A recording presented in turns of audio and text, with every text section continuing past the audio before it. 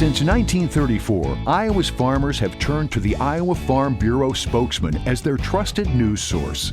Now, the Spokesman Speaks. Listen in and hear from leading experts on topics important to farmers and agriculture. Now, here's your host. Welcome to our September 11th edition of the Spokesman Speaks podcast. I'm Andrew Wheeler, and today's episode is a good chance for you to prepare yourself mentally for the beginning of the busy and often stressful harvest season. For that, we'll bring on Adrienne DeSutter, a farmer from Illinois who's also an ag mental health specialist with Sow Hope Grow Hope. In recent years, Adrienne has become a nationally recognized advocate for farmers and their mental health. Farm Bureau's Caitlin Lamb recently called up Adrienne to ask for her thoughts on how farmers and their families can manage their stress this time of year.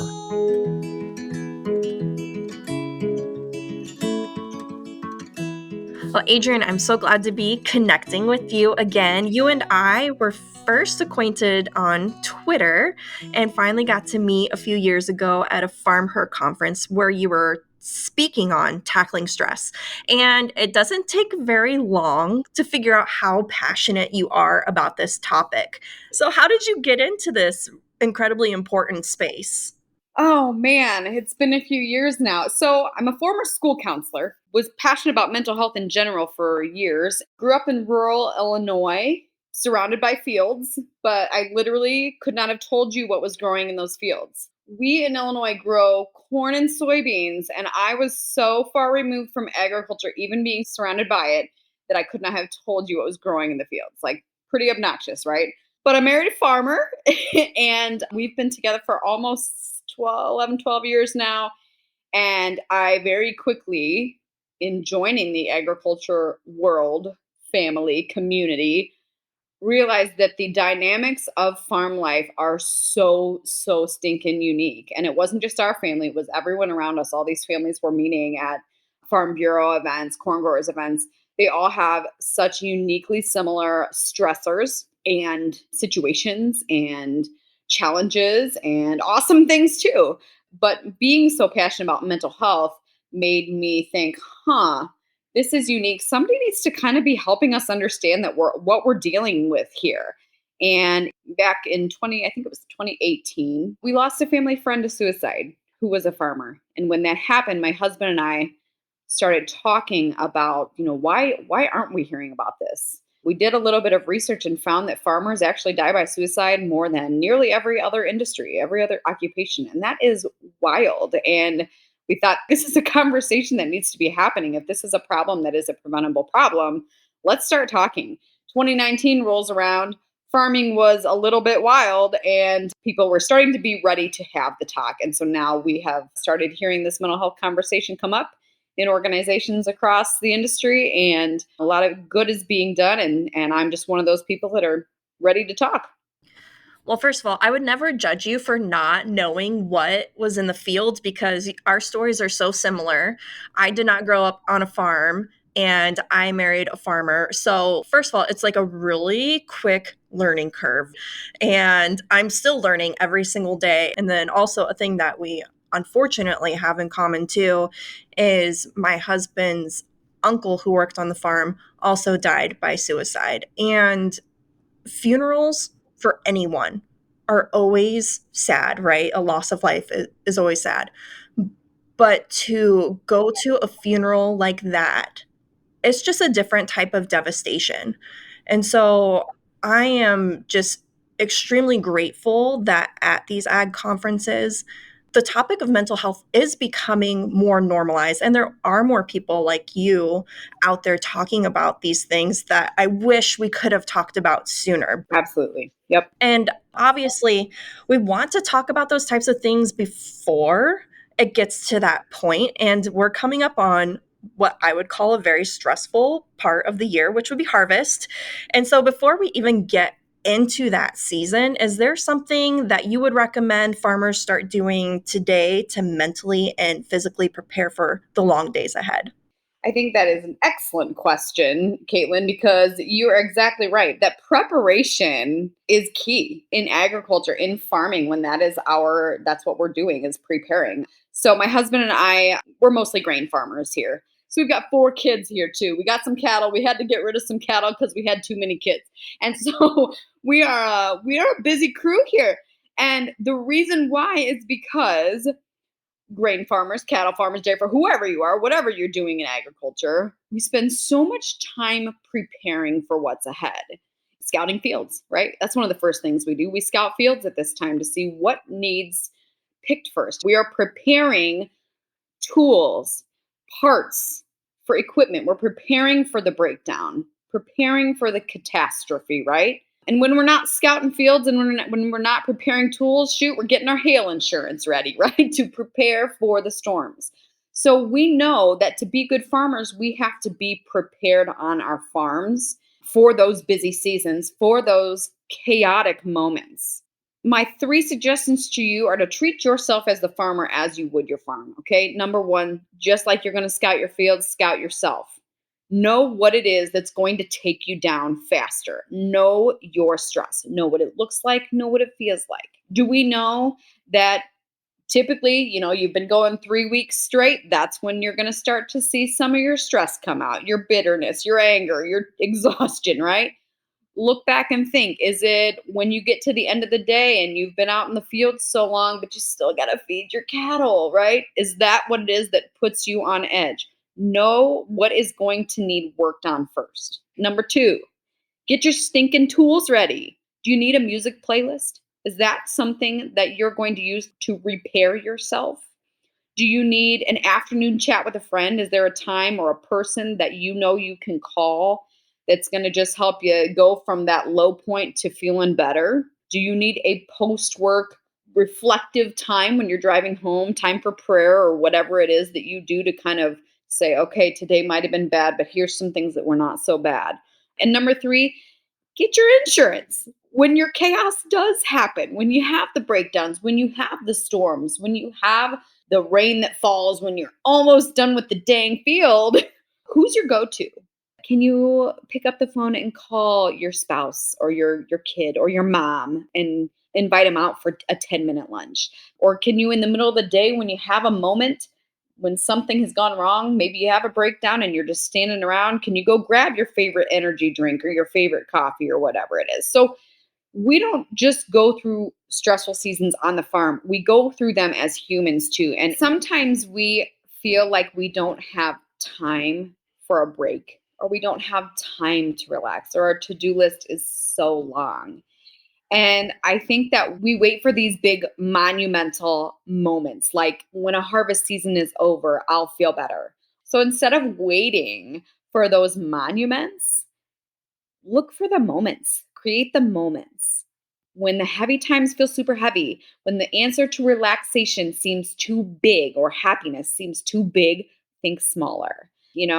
Find that glimmer, the thing that brings you joy. And if you don't know what it is that brings you joy, that's a good starting point. It's time to find it. And if we don't prepare, we run the risk of chaos. So the best farmers are going to apply those practices from their farm and that logic from their farm preparation to themselves as well. And I like how you talk about all these different types of tools that you can use, because I'm very much a mantra person. And so when I get stressed out, I say to myself, it's all going to get done. One way or another, it's all going to get done.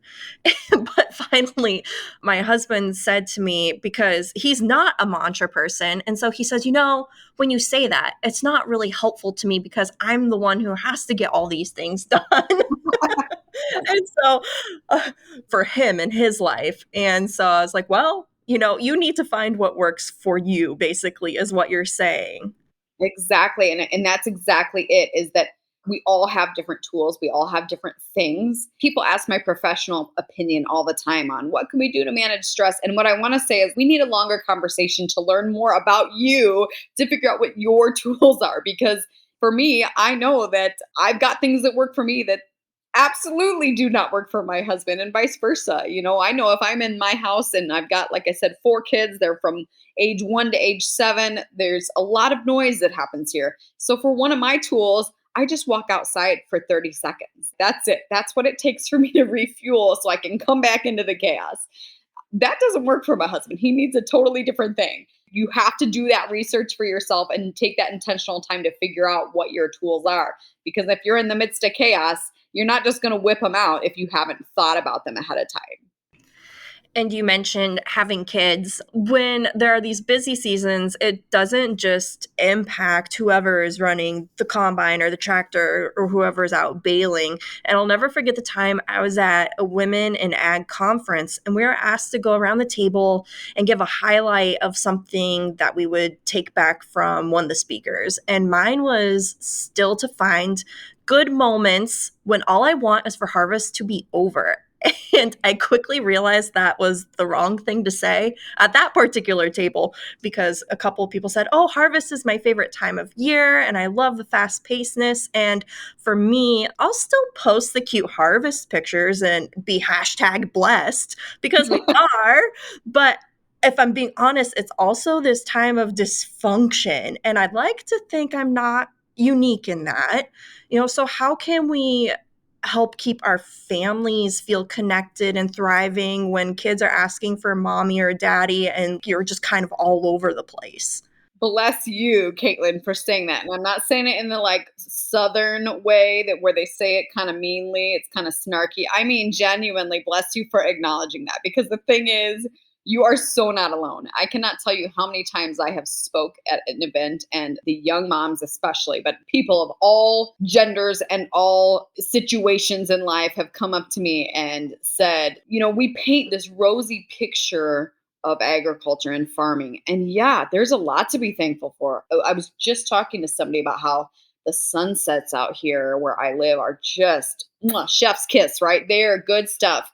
And harvest is a really special time. To be honest, harvest and planting in our house almost becomes less chaotic because we have a routine. It's the one time of our year that we have okay, dad's going to be up. You're not going to know where he's at because we know he's going to be on the farm, but we know he's not going to be around in the morning. We know he's not going to be around at night. And because we have that expectation, it's almost easier for us in that busy season. But everyone is so different. And I'm with you that by the end of it, I'm going, okay, I've done my part as the full-time parent here. I need a little assistance. It's definitely chaos. We're not the only ones. I like the way you phrase that, because you didn't say how can we balance emotions to keep everyone happy. We are keeping everyone connected. Not everyone's going to be happy. And that's a bummer, but that's reality. And balancing everyone, there's 6 of us in our house. We're not going to all be happy at once, pretty much ever, unless we're at Disney. But even then, everyone is not going to be happy all at once. And I think what is most important is that we are all allowed to feel, and we are all allowed to share what it is that we're feeling and what we're experiencing. And that might sound a little bit hokey to you, but especially when you're talking about children, it's okay for them to be bummed when mom or dad has to miss a softball game, or when mom or dad can't come to backpack night. It is completely okay for them to be sad about that. And I think in agriculture, we definitely have a pull up your bootstraps and push on through attitude, which is cool sometimes. We need that sometimes. But we also need to acknowledge that it is okay to not be happy about a particular season or a particular thing that's going on. And so the best solution to that is just allowing it to happen. It doesn't have to be a big family dinner conversation where we're all going around and sharing our feelings. That's not what I'm talking about, okay? I'm just saying that if it's softball time and my daughter says, "Is dad come to this game?" and I have to say, "No, dad has to bail tonight," it's okay for her to be bummed. That's okay. And it's okay for us to listen and not try to solve the problem necessarily. That's the biggest thing that we do, especially as parents and spouses. We want to fix each other and fix the situation. There's a time and a place. We can get to that. But first, just listening to each other and validating that it is okay to not be happy about everything that's going on. And then how can we create a climate in our home? How can you create something in your own home that everyone can kind of agree on, or at least have an opinion on? So some things, for example, in our house, my oldest girl loves her dad. And so when we have to go through softball season and he can't be at games, that's hard for her. But if I don't always focus on, no, dad's not coming today, if we don't phrase it like that and we say, I'm so pumped about you after this game to tell dad what happened. Like that was a shift in the way we talked about things and the way we looked at it. And now that became, during softball season, one of her favorite things is when she was done, she'd hop in the car and say, I can't wait to tell dad about this. So that was just something for us. But what can it be? Can it be after school during harvest? After school, can we FaceTime dad for a couple minutes? Our family doesn't stop for long field meals, I will admit, and that's okay. But can we stop for, an evening tractor ride or even just a food drop off where we get a quick hug? Dad sometimes leaves notes in our house for lunch boxes or, just in the morning. So I know my kids are little, but those are some things that have worked for us in our family. But just being willing to share what is everyone's struggle as a spouse, as the person who is on the farm away from family, as the kids, what is everybody's struggle, giving them a space to feel okay with that struggle. And then what are some little things that we can do to combat that? I absolutely love your advice about shifting away from kind of what you're missing out on by being in the field to more of a positive.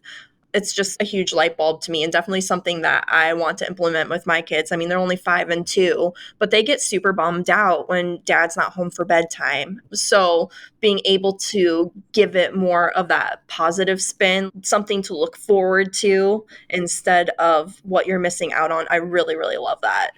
And I want to take what you're saying here about looking at things in a different light and keeping a positive spin on things to talk about a lot of our farmers here in Iowa have experienced severe drought this year. Is that true of people in your area too?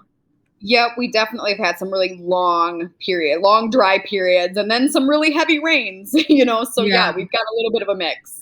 So at this point, it kind of is what it is. And even in season, sometimes even if you've prepared as much as possible, there's still going to be these unforeseeable things that happen.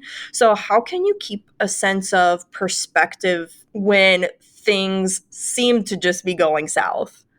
So this is going to go back a little bit to that whole being prepared. Because when we are in the midst of that struggle and that chaos and that everything crashing down on us feeling, it is really hard to just think positively, right? This morning, I was driving my kids to school and and every morning I intentionally look out at the sky because mornings in our home are a little loud and noisy, and there's always crying and there's always some type of issue with our kids getting into the car, getting off to school, right? But when I get the kids in the car, it is the first time that we all just kind of take a deep breath. We say a little morning prayer because that's part of our routine. We listen to our jams, and it is a really positive experience for us being in the car going to school. That's because I can look up at that clear blue sky and I can take my deep breaths or focus on the positive lyrics to the song or whatever because I'm not in the chaos. I'm not in too deep in that moment. When I'm in too deep, if someone tells me to take a deep breath, I want to give them a middle finger, and when someone tells me just think positively or those feel good messages, that just ticks me off, right? So the key is we have to be prepared. We have to practice being positive, or maybe not even positive, but just realistic or just not pessimistic. Because research shows us that when we make a habit of optimism or realism or seeing the good, we're more likely to go there during the tough times. And so for us, we kind of schedule it, honestly, in our house. But when we do that, when we are scheduling or intentionally, however you want to do it, intentionally seeing some good, it's just so much easier to go there in the midst of struggle. Yeah, and it sounds like a lot of the things you're talking about are very intentional. And it's just a slight shift sometimes in language. Like even with my son, I would ask him at the end of the day, so how was your day? He kept saying bad every single time. And then finally I had to ask him, so was your day bad or did you just have a bad moment? And when he started thinking about it that way, he started reporting to me, my day was good, but I had just one bad moment. And we would kind of talk about that. But I just like how you are just being very intentional on the things that you're focusing on. I love that, Caitlin, because you are 1,000% right. And if there is one thing I have noticed about farmers in conversations with family, friends, complete strangers that I've met, it is that same thing that we have this habit to take the one icky thing that's happened in our day or on our farm and let that encompass who we are and encompass who we are as farmers and our success as farmers. And it's like, guys, just because you had one thing go wrong, one breakdown or whatever, that doesn't mean that you are a bad farmer. And we do that. We place that as this giant thing hanging over us all the time. We do have to give ourselves all the good that we can so that we're not taking the one bad moment and making it our whole big day. I'm laughing because in the morning when I walk my two girls into school, I tell them, I hope you have lots of good moments today. And that if you have a not so good moment, that's okay too. You'll still have some good moments coming up. I feel like I'm doing something right.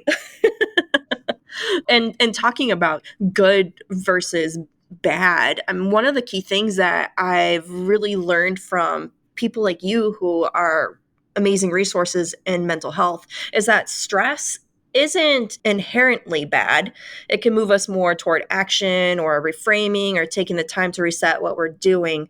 But there's a certain point where that is no longer true. So what are some key behaviors that you think we should all be looking for that indicate this isn't just normal harvest stress and has moved into something more? It is so important that we know those things and that we're looking for those signs of stress. But I've got to tell you, I wish it was like a blood draw. I wish you could just go to the doctor and they can just say, "Oh, yep, you've got depression. Oh, yep, you've got anxiety or whatever." And and there, yes, you can take kind of a questionnaire. They can do those diagnoses, of course, quickly-ish. But there's still a lot of overlap between things like depression, anxiety, ADHD, autism, OCD, all these different mental health related conditions. So it is challenging to just know when too much is too much, honestly. And the thing is, it's different for everyone. There are symptoms that we can look for, but it's different for everyone. I know I mentioned earlier when that structure and routine are over, and maybe for some people that's during their busy harvest season or their busy planting season or whatever, but for us, we actually have more routine during those tricky times. So when that routine is ended, whenever that is for you, that's sometimes when we see some of these symptoms coming up.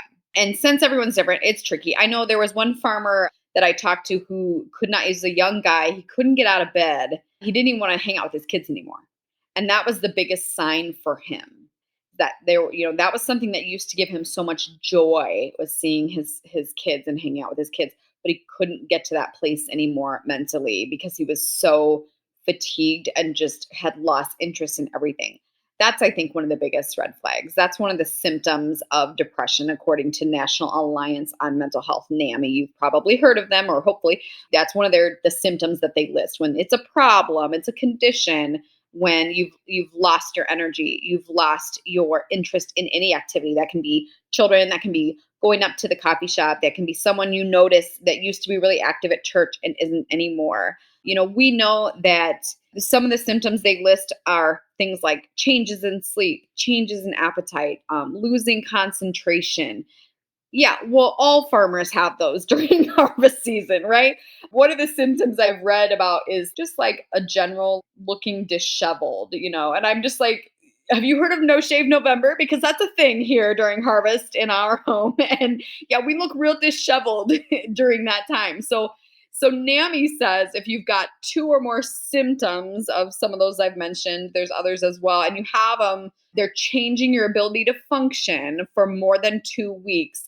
That is when you could technically be labeled as having depression, a condition. But again, when we're talking about harvest season, many farmers could technically then be labeled as having depression.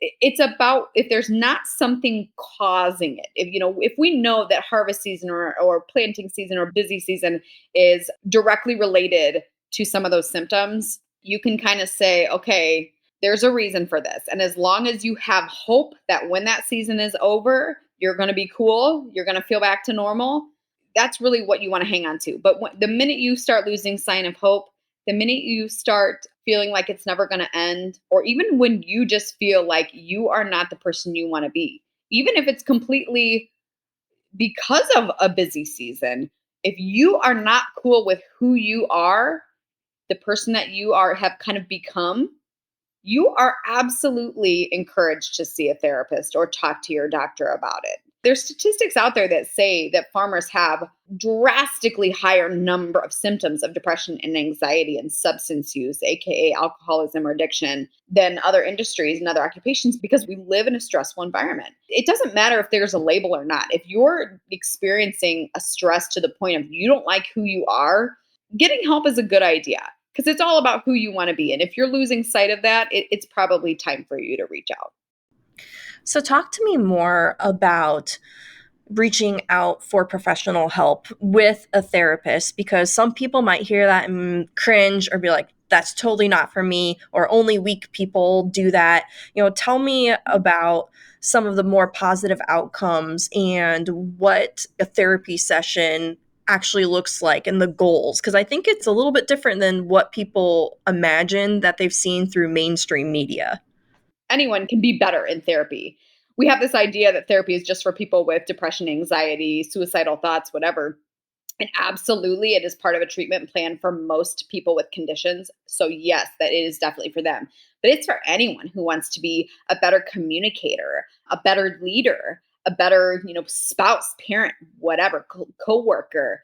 Anyone can benefit from counseling. I personally have a therapist as well. I only have to see her a couple times a year because I want to be better. When I know what I want to be better, I give her a call. We do a little thing and I'm on a good track again, right?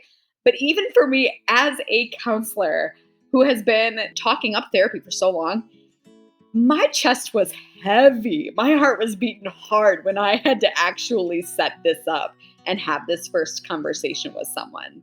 So therapy is very much not for the weak. It is very much for anyone who can benefit from being better. And to be honest with you, the best leaders are the ones who know that they always have learning to do. So I encourage everyone to seek out and do some therapy. And you might go in there with the idea that they're just going to solve everything and fix everything for you, but it's a process and it can be a quick thing. Like for me, like I said, I only have to go a couple times a year. Other people go every other week. So it's just a little bit different path for everyone, but it is a very cool, life-changing experience for anyone. Thanks, Adrienne. It's so valuable to have someone with Adrienne's blend of mental health training and on-farm experience offering helpful tips to the farming community. It's a lot easier to take advice from someone who knows what it's like to walk in your shoes, especially when you work in a field that's as unique as farming. With that in mind, we'd also encourage you to check out the variety of helpful farm stress resources that we've compiled on our website.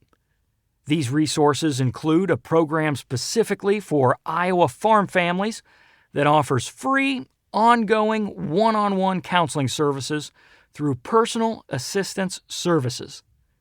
You can find those resources at iowafarmbureau.com/farmstress, and we've linked that page down in the notes for this podcast episode. Also down in the podcast notes are links to a couple of opportunities that we'd like you to be aware of in the coming weeks. The first one is Iowa Farm Bureau's annual ANF Game Day On-Field Experience, which is a contest we offer in partnership with the Iowa Hawkeyes. ANF, which stands for America Needs Farmers, is one of the many ways Farm Bureau helps raise public awareness about the importance of farming, and this one-of-a-kind ANF contest allows Hawkeye fans to learn how farmers provide us with nutritious meat, milk, and eggs while caring for their animals and the environment.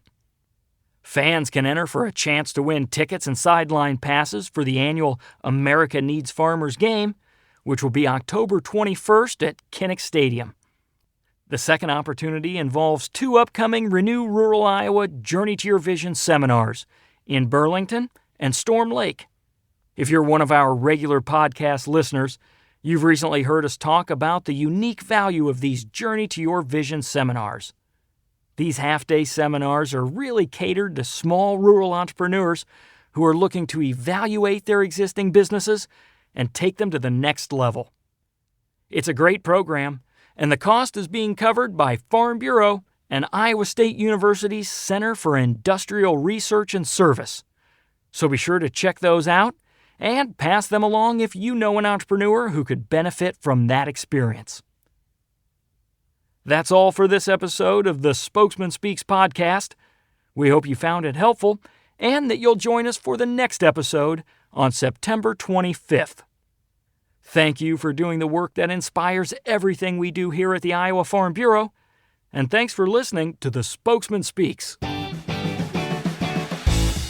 Thank you for listening to The Spokesman Speaks, a podcast by Iowa Farm Bureau. Check out more podcast episodes at iowafarmbureau.com/podcast. You can also find and subscribe to the Spokesman Speaks podcast in the Apple Podcasts app, Google Podcasts, Spotify, iHeartRadio, and other popular podcast apps. We appreciate your ratings and reviews, and we welcome you to email us your feedback at podcast@ifbf.org.